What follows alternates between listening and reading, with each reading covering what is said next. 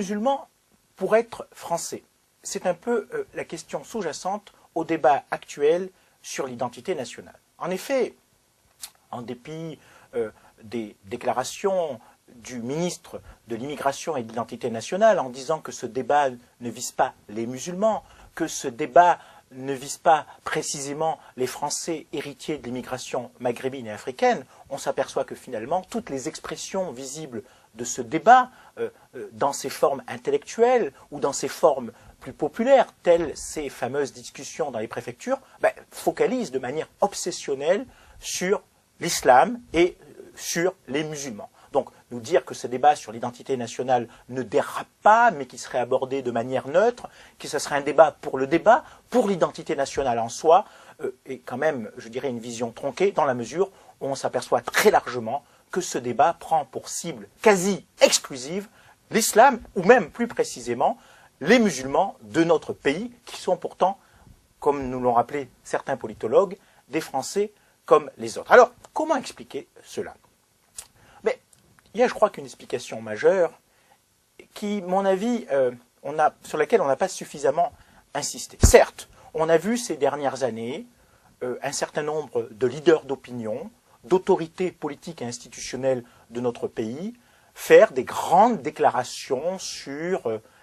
l'islam de France, sur le fait que les musulmans seraient désormais des membres à part entière de la communauté nationale. On a d'ailleurs créé pour cela un conseil français du culte musulman. Les musulmans ont été proclamés comme accueillis, parrainés dans notre communauté nationale, comme des citoyens comme les autres. Oui, ça c'est, je dirais, la face A du discours, comme on dirait sur un disque 33 tours. Mais il y a aussi la face B, c'est que derrière ce discours sur l'islam de France, l'islam français, ils sont des citoyens comme les autres,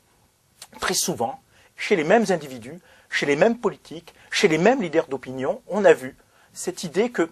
certes, ils étaient français, mais quand même, pas tout à fait encore. Et que surtout, ils étaient français, oui, mais à condition, quelque part, d'abandonner, de délaisser quelques éléments de leur islamité. C'est-à-dire que d'une certaine manière, on les considérait comme français, certes, mais toujours avec cette idée qu'ils formaient au sein de cette société française encore un groupe homogène, une tribu, une communauté qui était encore distincte de la majorité catho-laïque que pouvait représenter l'immense majorité de notre peuple français. Et ce qu'on voit, je dirais, percer dans ce débat sur l'identité nationale, c'est que c'est la phase B. C'est-à-dire que cet élément qui pouvait apparaître comme un doute, comme un élément de scepticisme à l'égard de la vraie francité des musulmans de France, explose. Désormais, on les interroge, on les soumet à prouver leur francité, on les soumet en termes de tests vestimentaires, en tests linguistiques, en termes de tests comportementaux, en termes de tests de valeurs. En somme, les musulmans, on les considérait comme français, mais pas tout à fait comme les autres français, dans une période de crise comme la nôtre, ils servent d'une certaine manière d'exutoire, et qui fait que plus on avance, plus leur francité tendrait à diminuer dans l'esprit de nombreux leaders d'opinion, plus leur islamité, elle, tendrait à augmenter. Donc, on peut dire, mais qu'est-ce qui se passe?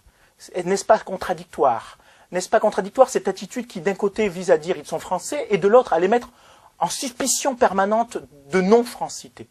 Non. Je dirais que ce n'est pas contradictoire dans la mesure où, de mon point de vue, de ce que l'on peut observer depuis plusieurs années, c'est que le saut qualitatif, qui, une fois pour toutes, considérait les musulmans comme des citoyens comme les autres,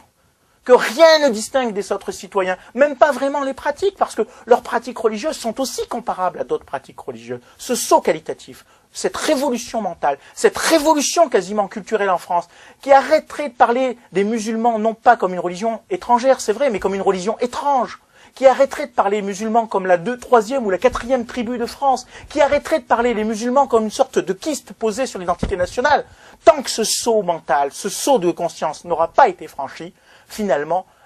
dans les périodes de crise, dans les périodes de troubles, les musulmans continueront à être mis en suspicion. C'est de ce point de vue, je pense, qu'il y a quelque chose de grave qui se produit. Certes, nous ne vivons pas en France des manifestations d'islamophobie radicales et violentes au point où il y aurait des meurtres, où on agresserait tous les jours des musulmans. Mais en revanche, et c'est ça qui me paraît de plus en plus grave, le rapport aux musulmans tend de plus en plus à emprunter une forme de ce que j'appellerais d'antisémitisme, tel qu'il a existé pour les juifs dans l'entre-deux-guerres. C'est-à-dire, d'un côté, on les tolère, mais tout en les considérant comme une communauté autre, comme une communauté qui n'est pas tout à fait encore dans la communauté nationale. Ce qui me fait dire qu'effectivement, il y a un risque de dérapage permanent, et que même si aujourd'hui nous n'avons que les symptômes, que les rudiments,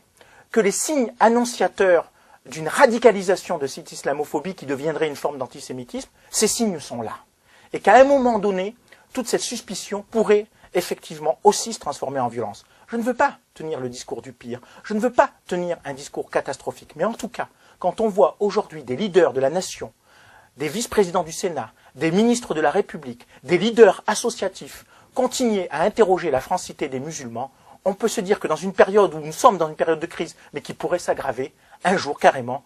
on pourra arriver à une situation où on les considérera plus du tout comme Français et on remettra en cause donc même leur légitimité d'être des Français comme les autres. Donc faisons très attention, ce qui peut apparaître comme des signes mineurs ou des dérapages, ce sont peut-être des symptômes d'une crise plus grave dans laquelle les musulmans ne seraient plus considérés comme des membres à part entière de notre communauté nationale alors qu'ils l'ont toujours été ou qu'ils le sont depuis longtemps.